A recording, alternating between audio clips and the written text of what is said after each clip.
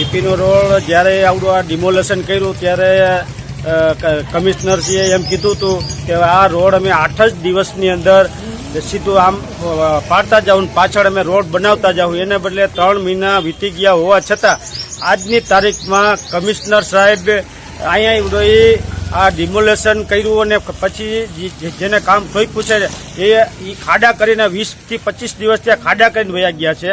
એ ખાડાનું કામ હજી પૂરું નથી કરવું.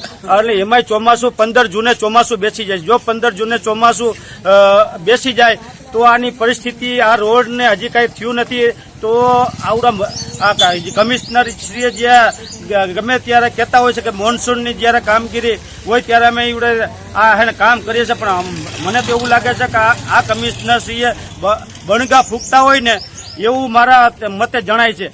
અને અમે તો એ કહી છે કે જો આવડું આ ચોમાસા પહેલા આવડું આ રોડનું કામ નથી થયું, ટીપી રોડનું કામ નથી થયું તો અમે 4 કોર્પોરેટો વિસ્તારના લોકોને સાથે રાખીને મહાનગરપાલિકાનો ઘેરાવ કરશું.